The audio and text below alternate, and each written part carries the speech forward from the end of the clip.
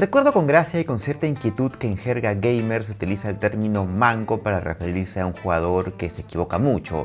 De allí el término manquear, estoy manqueando, es decir, lo estoy arruinando. Pero ¿cómo te explico, Josué, que eso es humor negro? Sí, ya sé que es humor negro, que nos hace con la deliberada intención de exigir que los videojuegos intenten ser para mancos, pero queda la idea de relleno de que comúnmente se asocia la discapacidad con lo indeseado. Idea que se manifiesta, por ejemplo, cuando hablábamos de la arquitectura hostil. Por cierto, hice un video que puedes encontrar por acá. Una implementación que muchos defienden porque supuestamente ayuda a prevenir el crimen, haciendo que la gente no se detenga, no se quede a dormir y tal. Pero también decíamos que quienes la padecen son las personas con discapacidad y los ancianos, porque un anciano no se va a poder sentar en bancas como esta y paradójicamente las necesita más que el que está sano. Entonces allí viene nuestro capacitismo. Cuando uno dice, pero entonces ¿por qué salen solos de casa? ¿Por qué no se quedan allí? Deberían quedarse allí, deberían no estorbar, debería ser este un mundo solo para gente sana. Regresamos.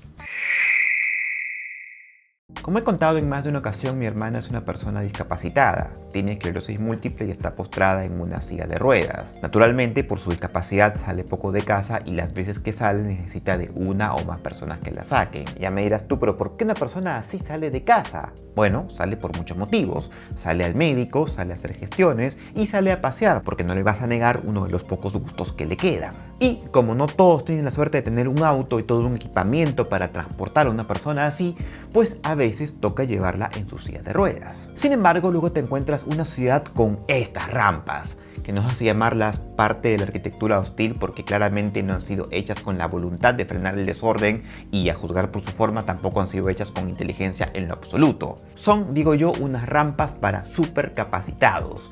Nadie puede subir esto, pero ese es solo el inicio del problema, ya que es una de muchas que están en la avenida principal de mi ciudad, de manera que para transportar a mi hermana tengo que verme obligado a utilizar la pista. Lógico, pasan entonces autos, me tocan el claxon y me dicen, suba a la vereda, que les estoy interrumpiendo. Bueno, eso es capacitismo. Ahora, vamos a precisar. Capacitismo es un término que proviene del adjetivo capaz, que es lo que refiere a alguien o algo que tiene capacidad para realizar determinada cosa. Etimológicamente, capacitismo es lo propio de los capaces, de los funcionales, de los normales, con lo cual, y ojo aquí, suele haber un malentendido general con la palabra, porque normalmente se explica que capacitismo es un tipo de discriminación que se da de parte de los individuos capacitados hacia los no capacitados o a quienes no son capaces de rendir de acuerdo a la norma en una sociedad. Esto no es así. Esto vendría a ser más bien sinónimo de discafobia. Un ejemplo de discafobia puede ser la llamada Ugly Law, o sea, la ley fea, que era un conjunto de normativas del siglo XIX que rigieron en varias ciudades de Estados Unidos, incluso hasta mediados del siglo XX. Estas leyes, por ejemplo, apuntaban a los pobres y a personas discapacitadas. Por ejemplo, en San Francisco existió una ley de 1867 que consideró ilegal que cualquier persona enferma, mutilada, deformada de cualquier manera se exponga ante la vista del público.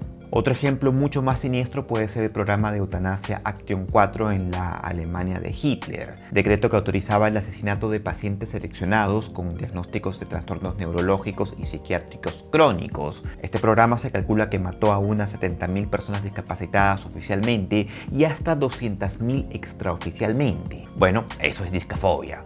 Y creo que todos, incluso esos taxistas farrucos que me tocaban el claxon y me sugerían llevar a mi hermana por las veredas, no rechazan conscientemente al discapacitado. Sin embargo, lo que sí hacen es priorizar su derecho como personas sanas que están en actividad y haciendo cosas importantes sobre el derecho de las personas discapacitadas.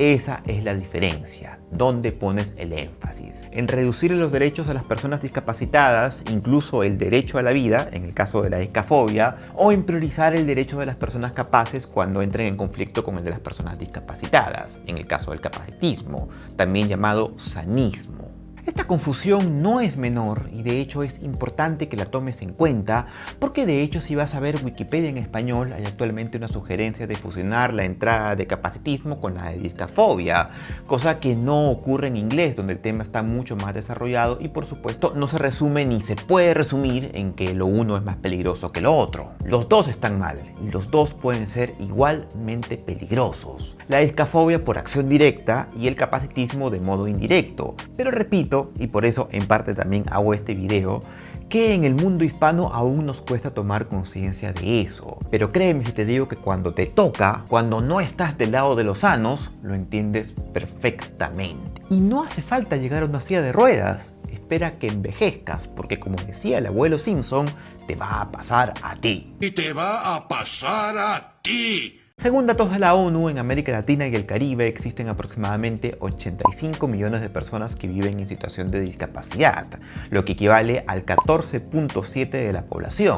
En esta parte de nuestro querido continente, cerca del 15% de los infantes con discapacidad no asisten al colegio, a veces por cosas como que no existe infraestructura. No hay, por ejemplo, suficientes escuelas para invidentes, para sordos, no hay ascensores en las universidades, etc. Además, las limitaciones también son de orden mental. Son muy comunes ideas como ¿para qué una persona va a ir a estudiar si es que es ciega? No va a poder trabajar en nada. Esas son ideas capacitistas, como que el manco es el tontito.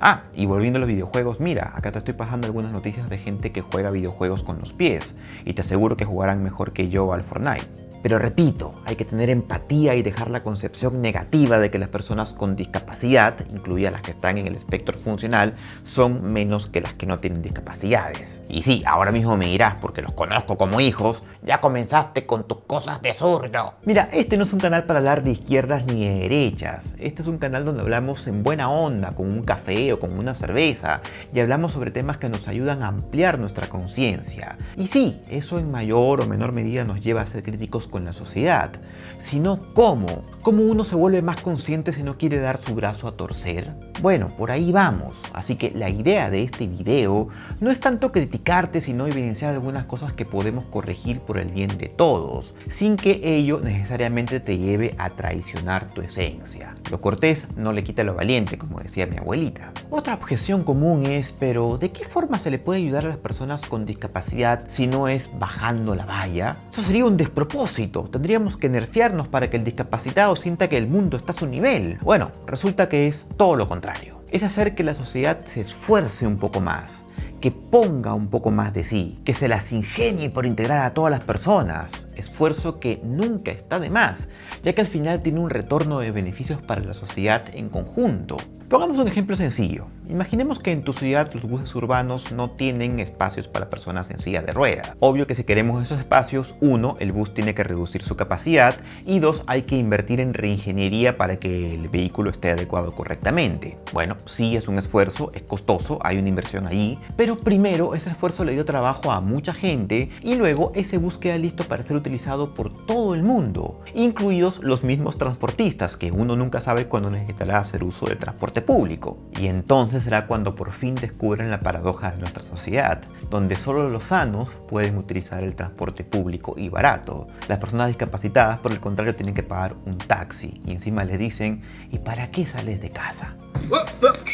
Pareciera ser que a la gente le gusta ver sufrir a otra gente y ni se entera. Y además sin que esto les traiga el más mínimo beneficio. Lo típico de los padres, te caíste, bien hecho para que aprendas. Allí hallamos también el no pain, no gain. El dolor, el sufrimiento es la moneda de cambio. Y por eso tendemos a creer que con el malestar existe una relación de merecimiento. Yo tengo lo que tengo porque he sufrido. Pero eso nos trae una consecuencia negativa cuando lo extrapolamos hacia lo otro y decimos, es que no le puedo dar las cosas fáciles al otro, que las sufra, que demuestre que puede y si no, pues no sirve para la vida, ¿vale? Esa es una retórica muy animal. Pero yo creo que lo que engrandece al ser humano es todo lo contrario. Yo siempre he dicho que el ser humano evolucionado ha estado presente hackeando la naturaleza, buscando atajos, sacándole la vuelta a lo que se daba. De tal forma que en lugar de embarcarse en un camino infinito de desarrollos físicos que resume la historia evolutiva de todos los animales, si algo nos ha caracterizado es el salir del paso, de concentrarnos en nuestra capacidad de resolver problemas, en lo racional. Eso es lo que nos hizo avanzar a pasos agigantados, librar la extinción y luego poblar el mundo, y ya para colmo si nos ponemos farrucos, destruir el mundo.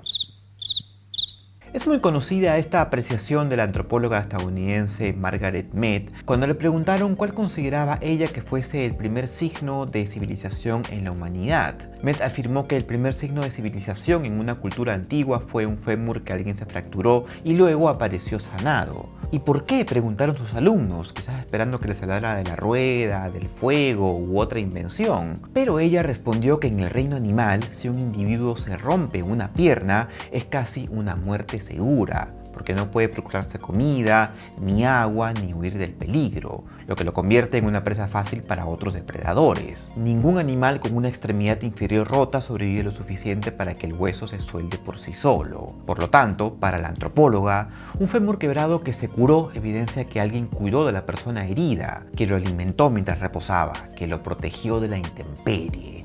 Eso sí que es un verdadero hack de vida, y eso es lo que nos tiene a todos vivos en este planeta, no tu capacitismo.